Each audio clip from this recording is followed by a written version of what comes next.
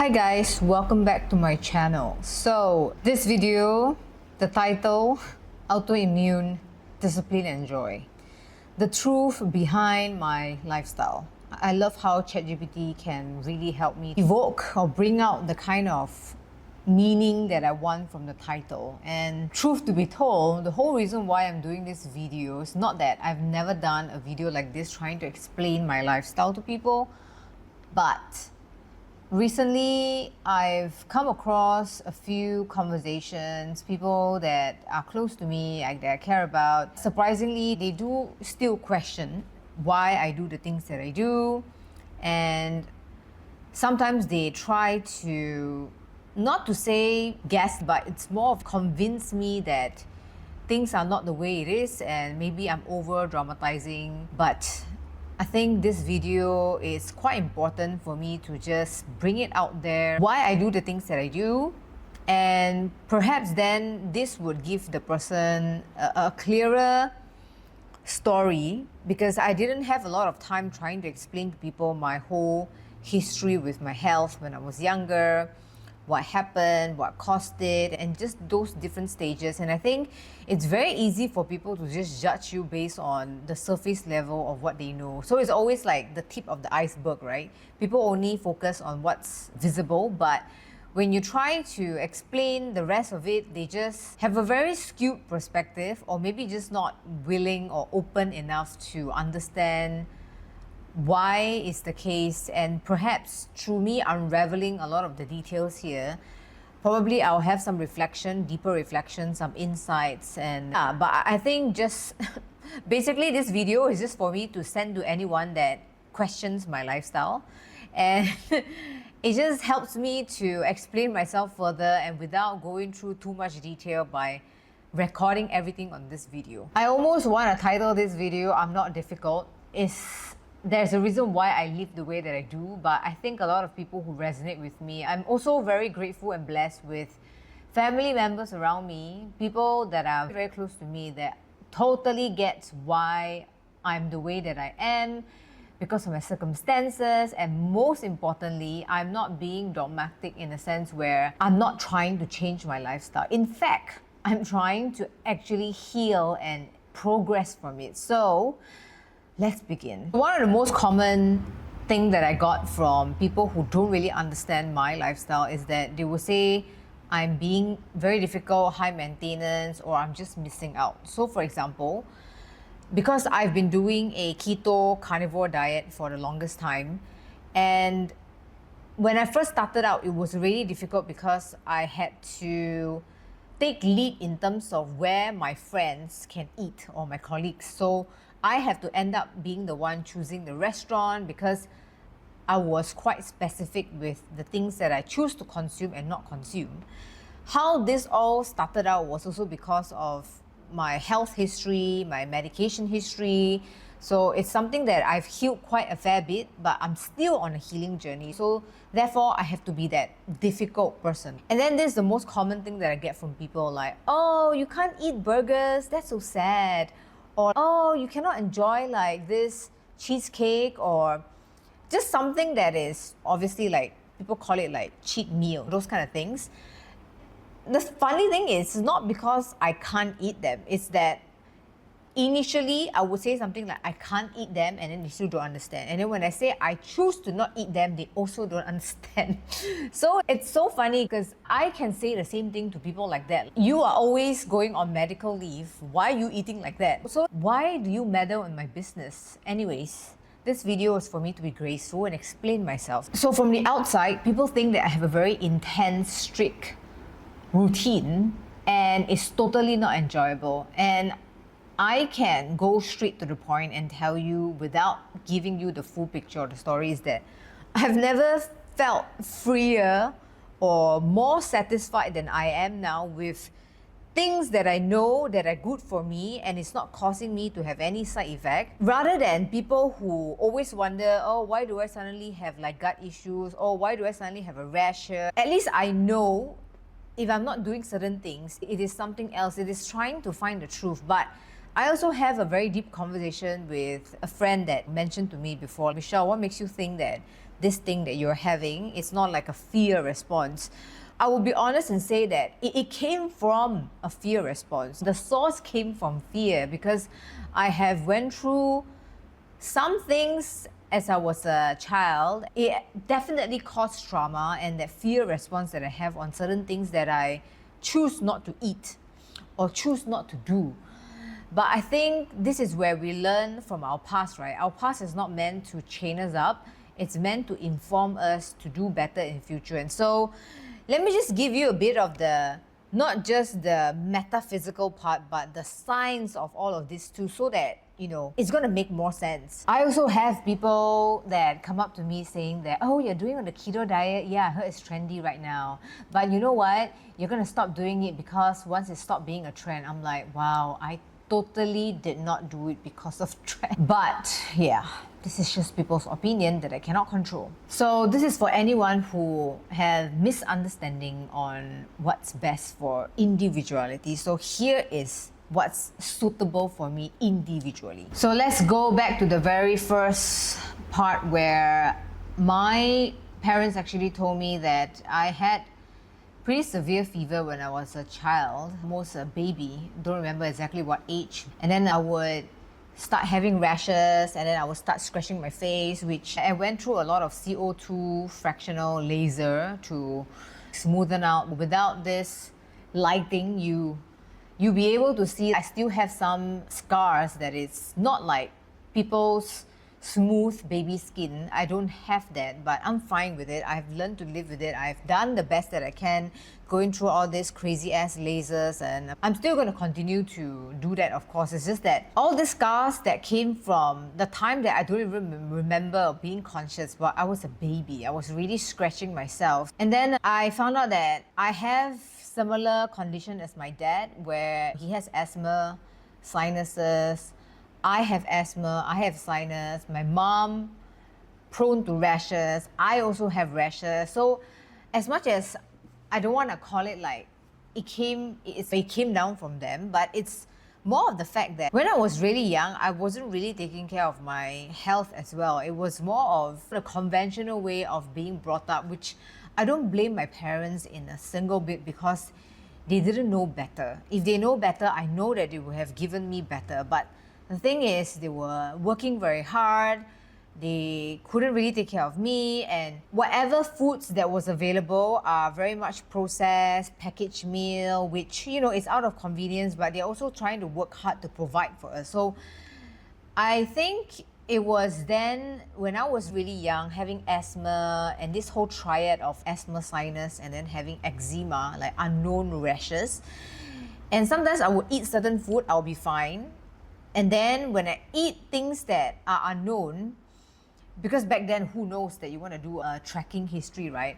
I would suddenly get hives all over my back. I would have just unknown rashes to the point that sometimes I couldn't sleep at night. And this thing prolonged. My asthma got better because I went on a lot of steroids and injections and that whole asthma package. It did go away, but I have always had a sensitive nose. If someone wears extremely intense perfume or perfume that is cheap, I will instantly sneeze. I'm like that detector. But I'm also very careful with the things that I say now, because I know that if I keep repeating who I was before and what happened to me, it's not going to help me to heal. Therefore, me giving you this detail is hopefully for those of you who don't really understand why I am trying to do certain things to heal.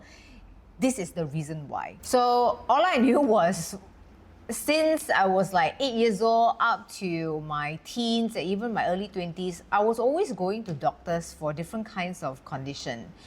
Rashes, easily gets fever, blocked nose, couldn't sleep at night, just things like that. That eventually I was always on medication, and then obviously in my early 20s, maybe it's because of stress, maybe because of hormonal shift, whatever that is, I started realizing that, wow, I was breaking out quite a fair bit. And then I tried to use all those like topical remedies, using like freaking hell lemon water, which I shouldn't have done that. And I think I made things worse, and I ended up going to a dermatologist because I remember really crying from it because I started a pretty serious job in Singapore and I wanted to take it seriously, and it was really a shift because I came from Malaysia, but then I quickly moved to Singapore with my husband now, my partner back then. And it was my first job. I didn't know anyone. I want to take it seriously. I want to make sure that I keep my work pass as a foreigner back then, so that it's just really working my ass off to the point that I think all of this caused a lot of stress that was not being processed and a lot of ups and downs. Therefore, I started having acne and I went to the dermatologist because I was so desperate. And then the dermatologist, she was a very nice lady. She tried her very best to tell me that it's okay, you can take antibiotics and use some of these creams here, like the safe approach. I think it reached a point where it was not getting any better. And then she told me that there's this drug called Accutane or Accutane. The drug name is, the official name is iso. So this is a warning sign for all of you ladies out there. Do not go on the Accutane route, because that is something that I wish I could go back in time and tell myself. But then again, I cannot be complaining about this because where I'm at today is for a reason. So I'm accepting all of this. So I went on the Accutane journey, and of course, I didn't realize that, wow, in just 3 months, like things got worse. Like it really purged all my acne. It was like to the point that I actually couldn't go to work. I had to tell my boss back then, which she was very understanding, and I was still new. Like imagine going through all this, but people were really noticing like what's up with your face. So I think she knew I was going through something and she had a lot of empathy for me, and I was away from work for maybe a week-ish or two until the purge went away. Put on tons of makeup and horrible scarring, and suddenly everything cleared up. Like, my gosh, to me that was like a miracle drug. And because I wasn't the person that I am today, I would have known better. Like anything that gives you instant result, there's gonna be some huge side effect or some consequence that is going to hit you hard, because everything is about balance, right? So I continued taking that pill for quite some time. My friends were taking it, we were all talking about it, everybody was on it, everybody had pimples, right? That was around my age. Oh, Accutane is like a thing. And then I also read up videos, people talking about like how Accutane completely dried them up and caused them a lot of issues. I was like, yeah, it's not me. But then slowly, as the thing worked, it started not working eventually, because I started noticing that I have more gut issues. I would have like indigestion when I eat. I would have super dry skin. And something that was a consequence from my Accutane journey up to today, it's been over 10 years or maybe more now, I still have chronic dry lips. If I don't put Vaseline at every night or every few hours, my lips will be dry. So that's something that I've never been able to fix, and that's something that's pretty permanent. And I must say that because of that, it has wrecked my gut quite a fair bit, because this was not talked about a lot 10 years ago, or at least when I first started out. I think people just didn't associate it with it, right? They just thought that, you know what, it's really helping my acne. I'm not going to focus on the things that are not working. It's really helping to remediate the problem. But there were other problems that come along with it that only manifested way later on. And so that was the thing that I started experiencing. So to cut a long story short, from my early 20s onwards, I was on and off Accutane, and then I started having more and more skin issues in terms of like rashes, hives, dermatitis. It's just chronic itchy skin. And I will go on this journey of antihistamine, and because my eczema started flaring up, I didn't really have that bad of when I was younger. I had skin issues, but it's just, I think the whole Accutane just exacerbate the whole thing. And now there are a lot of studies and a lot of people talking about how Accutane wreck your gut in terms of our intestinal walls, right? There's this thing called leaky gut, where the walls itself, it's so many things. Your lifestyle, stress, not sleeping well, taking a lot of antibiotics, which I was on, and then Accutane, and then not eating the right foods, whole foods. It's not just about doing carnivore, it's the fact that I wasn't even eating things like salad, and it's just processed food, right? Because I thought I didn't know better. So on top of the medication, I was wrecking my gut lining, and then not taking care of my diet as well, and I have a lot of stress. I didn't sleep, so my gut lining essentially, right, opened up into like holes, which is why I have a lot of the symptoms of leaky gut. So whenever I eat something that is, for most people, it's just a short stress response. So imagine if you eat something that is heavily processed, maybe ingredients that you cannot read that is supposedly bad for you, or now everybody knows that sugar is toxic, or like vegetable oil is toxic. For example, back then there wasn't a lot of stories about this. There was some, but it was not hyped up enough. And so imagine if your gut lining has holes and is wrecked, and then you eat this kind of things, you are uneducated about like you should be eating more whole foods. It just made things worse, and therefore some of the bacteria and things that didn't sit well in my gut, it seeped through the rest of my body from the holes in the intestinal wall, therefore triggering my immunity. So I get rashes easily. So that's why I keep using this term autoimmune. At the same time, I don't want to identify myself and say that like autoimmune is going to be with me the rest of my life. I think for anyone out there, we all have a immune system. No matter what you do to yourself, whether you have autoimmune as a child, as a baby or not, you can develop autoimmune issues if you do not take care of your body. So autoimmune condition basically means that your body's immunity attacks itself because there's something that is unknown, something that is... Okay, one of the podcasts actually taught me the best way to explain how the autoimmune is being triggered, like between normal people and people who have maybe done certain things in their lifestyle that didn't take care of it and then causes them to have certain reaction. The normal immune system would be, let's say there's fire, right? The person that has normal immune, they will say, oh, there's fire. So it's more of, they acknowledge that, okay, there's something going on, they are alert, and then they would try to do something about it. But then, the people with wrecked or imbalanced autoimmune, they see all this small little stress response as fire, like it's screaming, it's overreactive, it starts attacking itself, and therefore it manifests in many things. So for me, it manifests in itchy skin, eczema, hives, maybe sometimes even acne, or even like just gut issues. There are people who have, which I don't have those symptoms. Your autoimmune can also be problems like brain fog, headache, chronic headache, you cannot sleep, and then you suddenly get this congestion in your nose, and you suddenly cannot breathe after you eat certain things, joint pain. I think one of the most severe ones that's been healed by the carnivore diet is Michaela Peterson. She has autoimmune, and hers manifests in arthritis. So she has that when she was young. And so the moment she eats the wrong food, it just triggers her arthritis. That's that kind of autoimmune, right? Yeah, I think I beat it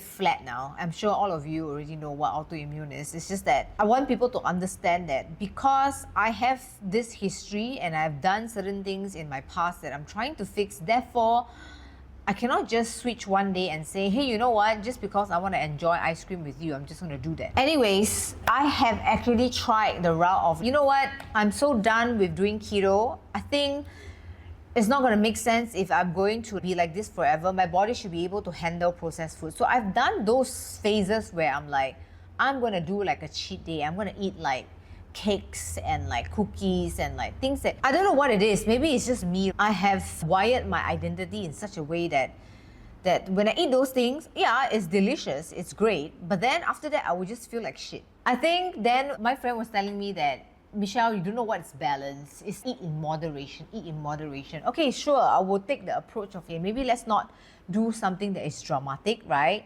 Like extreme on the other end. Let's do something more balanced. Let's do what everybody is doing. So eat 70-80% of the time healthy. Once in a while, I will sneak in some things like a bar, like a chocolate bar, that kind of thing. Then it still triggers the kind of sensitivity that, at one point, honestly, whether it's science, medication, rationalization or not, I was just listening to my body. So I would like to just summarize this part here saying that I have gone from surviving to healing because I started paying the price and becoming very conscious about how important your health is, because when you have no health, you have nothing. Even you have the greatest desire or determination or goals in life, when you don't feel well physically, none of that is going to actualize. Yeah, I have people calling me hypochondriac. I'm sure those moments where I can't eat certain foods with my friends and I will try to stay away from lunch breaks and things like that. I'm sure people talk about it, but I think at the end of the day, you know yourself better on your healing journey, and I just hope that these people will have more patience, compassion, understanding on what actually has caused the person to be in such a manner. Everybody have their whys, right? And we try not to look at the why and say that things are going to be like that forever, but people are also on a healing journey. How's my lifestyle now? What are the habits that kept me grounded? So let's talk about what are some things that people don't understand that I do, and at least explain to you a very brief bit on why are these things helping me a lot with my performance today, whether it's personal or professional. So I have a very typical, not 9 to 5, but very similar 9 to 6:30 kind of job. I've been in this kind of office environment for a few years now, probably 2 decades. Did I hit my maths right? Yeah, anyways, and I also had once upon a time was doing a lot of personal shopping, and so it was very much retail hours. So I'll be working on weekends, I'll be working on hours that are not fixed. So it's not like everybody else working up in office, right? They will come to office in the morning and then clock out in the evening. Sometimes we will come to the shop in the afternoon and then go back really late at night. So there were moments like that.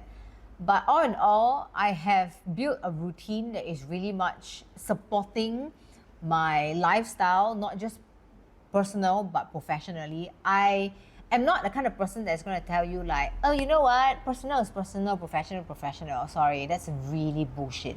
If you're someone that have a lot of goals in life and you want to succeed, you want to progress, right? If you want to be the 50-50 person, then your result will be 50-50. So for me, I'm sorry to say, okay, I have work-life balance, but I'm the one intentionally causing the imbalance sometimes. So that is a stress that I purposely induce. So I'm in control of it. But also, I'm in the healing journey of understanding that sometimes I can go a bit overboard. So I need to be aware and practice a lot of mindfulness to pull myself back.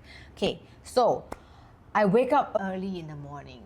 People always stereotype me and say, Michelle, your personal style, the way you look and the way you are in fashion, you must be the kind of person that, parties at night. And wow, it's just how shallow people are. Like, people really don't think nowadays. So I think I'm worse than the grandma or the grandpa that wakes up at 5 a.m. I actually strive. I wake up at 4:30 a.m. I started out waking up at 7 a.m. and then I reverse it 7, 6:30. I'm now at the stage of 30. I think I'm fine. I'm not going to go to the 3:30 club. Okay, I think 4:30 is good enough for me, but I'm now even thinking, should I shift it to 4 o'clock?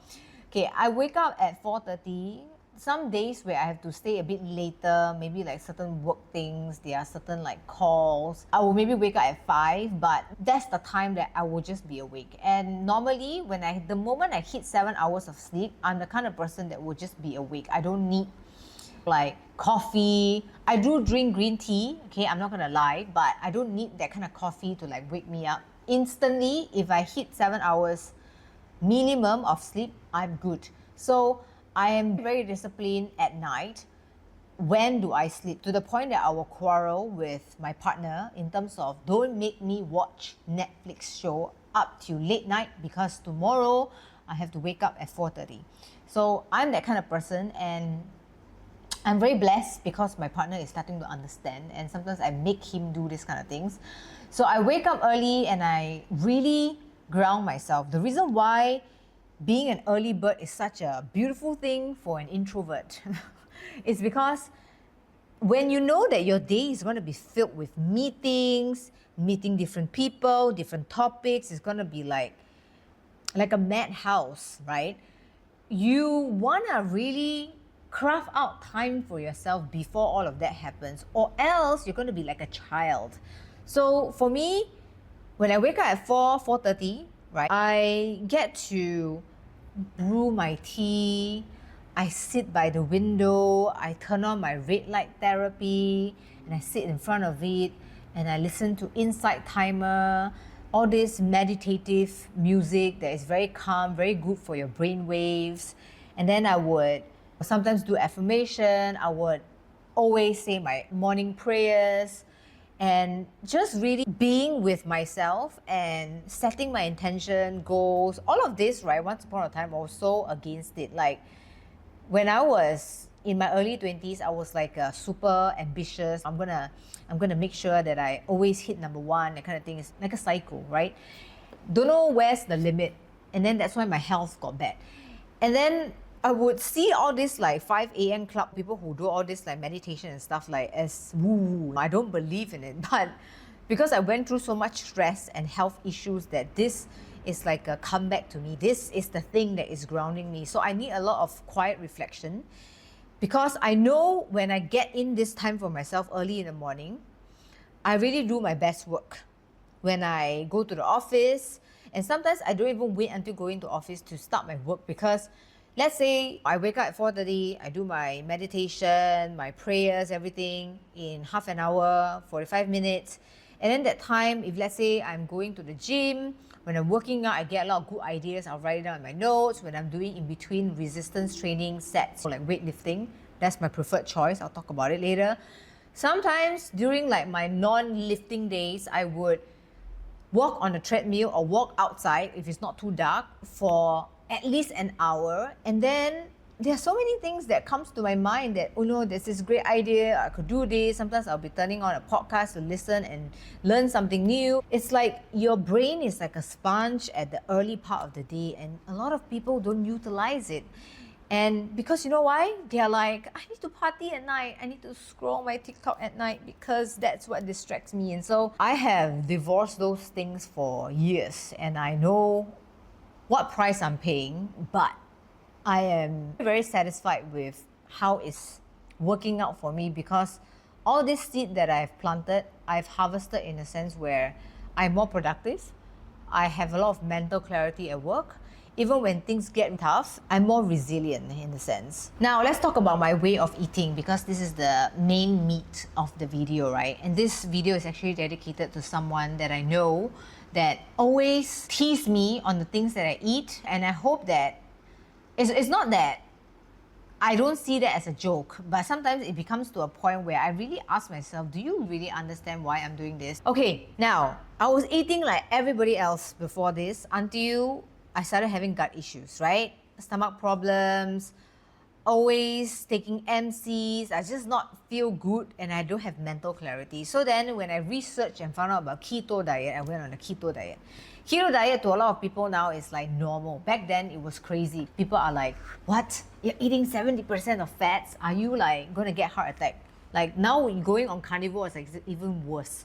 So when I did keto, people were not really questioning, but they were like talking about, oh, now you're so fit. It's like the aesthetic part. Once upon a time, it was all about it. But actually, as much as I was chasing aesthetic, I was also chasing the mental clarity and the acuity of it. And so when I was doing keto, I felt very lightweight. I had less issues with skin, not so much itchy skin. And I just think I just felt like things were a little bit better for me, although I still couldn't figure out, like, there are certain foods that would still trigger me, but back then I didn't know better. There was not a lot of studies around it, like vegetable oil, you shouldn't be cooking with your olive oil, you could be causing it to go rancid, that kind of thing. And I didn't know better, but I was trying to do my best. And then it reached a point when keto was not really working anymore, because I think I wasn't educated in terms of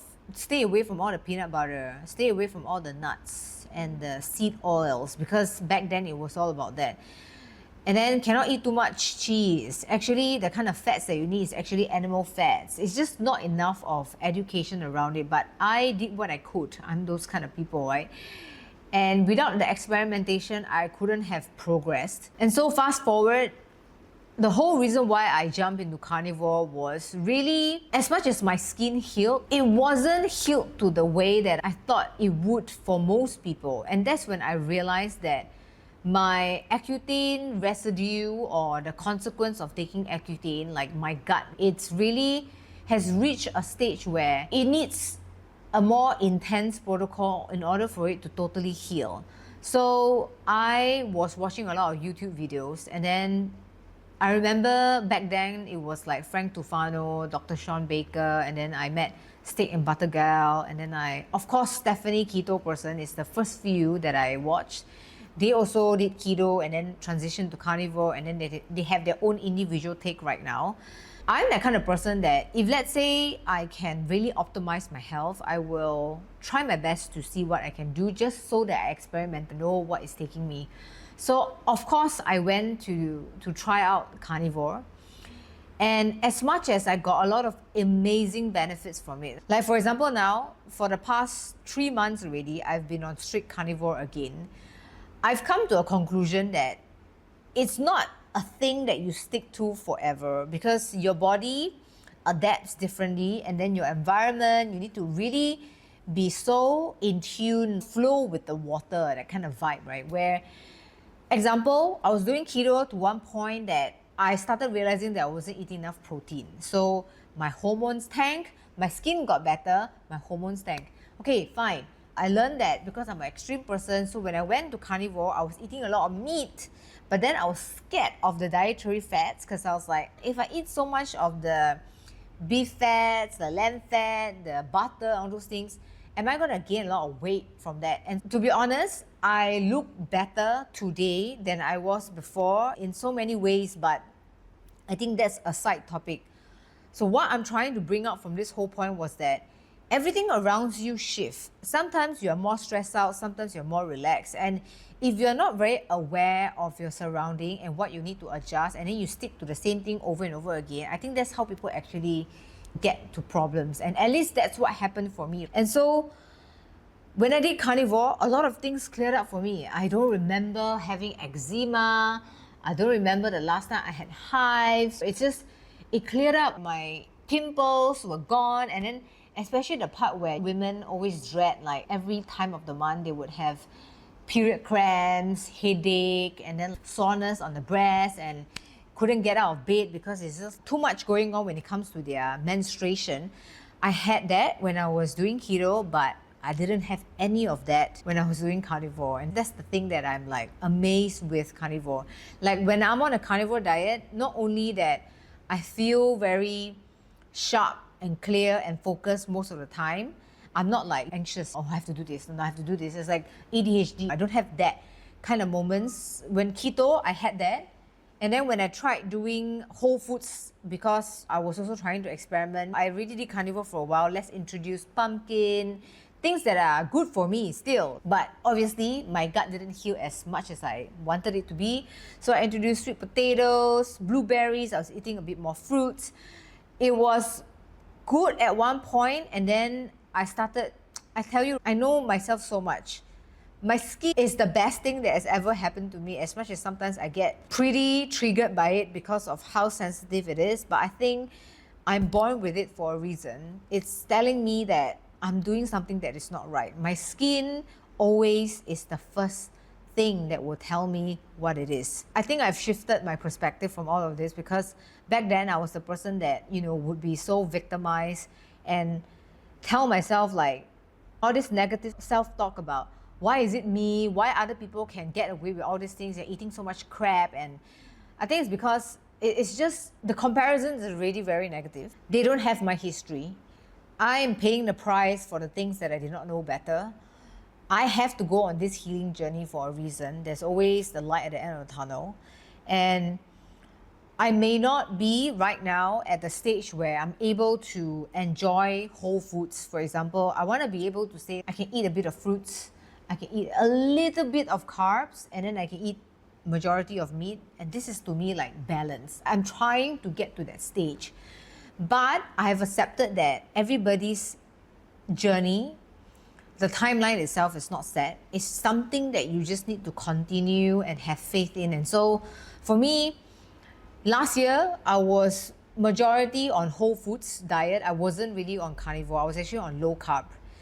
It felt great as well, but again, my skin is telling me about things that I shouldn't overdo. And so from that, I started working with Stephanie Keto person. I went through 2 consultations with her, and she enlightened me on so many things that I didn't know about when I was doing keto, that I didn't know about when I was doing carnivore. How important is your electrolyte, the exact measurement of it, what's triggering my histamine issues, my itchy skin. It's not just internally, but she also talks about my lifestyle, my environment, who's around me, what kind of things are happening around me, and how I'm managing it as a whole, really just functionally what I should do. I must say, taking her advice one step at a time helped me to see progress little by little. I would not lie to you and say that I don't have itchy skin anymore. I do have some eczema here. It's reached a stage where I know how to manage it,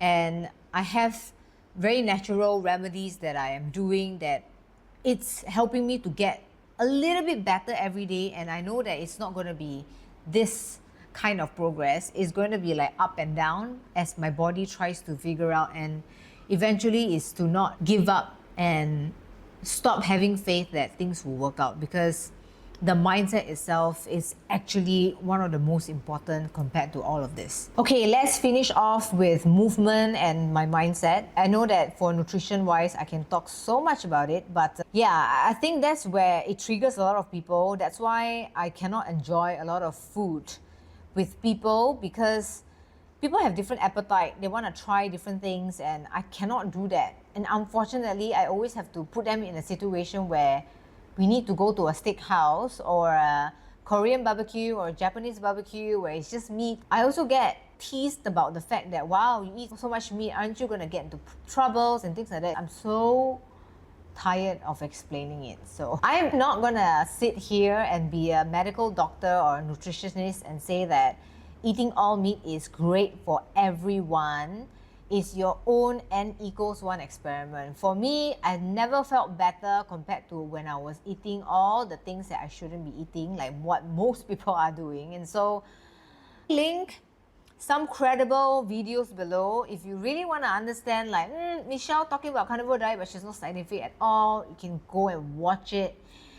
Please just stop making assumptions based on your historical knowledge, and you're not updated with health and wellness and the way people eat and why people are eating the way they eat. Get educated, and at least then you can make a sound judgment about someone. I do want to say sorry to this person if I come off too harsh, because I know that this got me really passionate to do this video, because I tried explaining it but the person wouldn't listen. Therefore, it made me want to do this video. So anyways, please still love me for it. I'm just trying to be honest. Anyways, so movement and mindset is the last part. So I move daily, even if it's not on my workout days. I used to be the person that worked out 6 times a week, which was too much. Yeah, I'm really starting to get to know myself now in my late 30s, that I'm really the kind of person that is all in or nothing, right? So sometimes you always think that, oh, if this is good for you, let's do a lot of it. But sometimes it becomes like the poison, because it's the dose that makes the poison. Again. So right now, I'm very much balanced in a state where I only lift very heavily or do intense workout 3 or maybe 4 times a week. The rest of the days alternatively. So example, Monday I lift heavy, Tuesday, I will do long walks. Very relaxing, nothing that get my heart rate up, nothing too much. And I'll be like reading things, editing videos, like it's just a bit more relaxing as a whole. And then Wednesday, I will repeat the intense workout. I will focus on different body parts. So for example, like Mondays, legs. And then Tuesday, rest day, which is long walk. Wednesday is back and bicep. I'm following like the bodybuilder style. I follow this program called The Workout Official. Lisa Marie, she's an amazing trainer, an amazing person. I've been following her for years, and I think I'm paying £15 a month and subscribing to her app that has a ton of workout videos inside for you to customize, to follow challenges, and that has been helping me to keep fit all the while at the age of 38.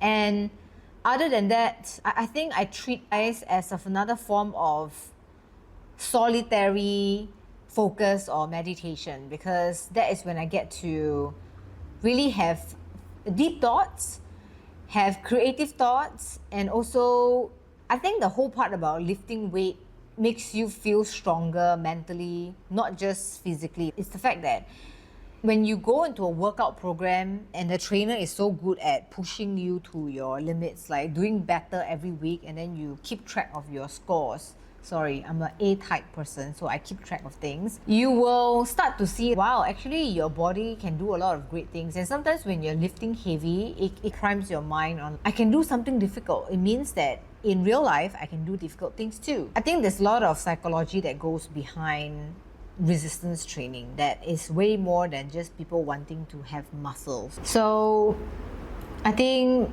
last but not least, I think this whole misunderstanding about people thinking that I'm so extreme or I purposely choose to do difficult things just for whatever reason that people can come up with. I guess what I'm trying to say is hopefully that you would understand this sentence. I'm not trying to be different. I'm really just trying to honor my body that's carried me through so many things in the past. And I'm on my healing journey. I am trying to strive for progress and trying to get back into balance. And therefore, for those of you who don't understand, I hope that this will give you some form of perspective or understanding right now. I still have difficult days when maybe if I didn't do something right, I would have flare-outs. And like I said, the improvement is not linear. It's not something that you can have incremental gains, but it's more of the consistency of it is what's going to eventually heal. And so as much as I am working on myself, I'm also practicing a lot of gratitude and being very aware and present with my current moment and appreciating the things, the little things that I should be appreciating. And this actually helps me a lot with my healing journey. I would say that apart from all the physical things that I've mentioned, the metaphysical part is actually even more important. So I hope some of you out there, if you're on a similar journey as me, we are not being difficult. We don't just acquire a sense of discipline, but we have no choice but to be disciplined. But there's also a superpower, and we are very courageous for wanting to heal, because healing is a very uncomfortable process as well. Ultimately, don't make anyone make you feel bad for wanting to improve, change, because it is what your body and soul needs. Anyways, guys, thanks for listening to this story, and hopefully this would shed some insights or at least help some of you understand maybe your own journey a little bit better and gives you some form of encouragement to keep going. Thank you guys for watching, and I'll see you in the next video. Bye.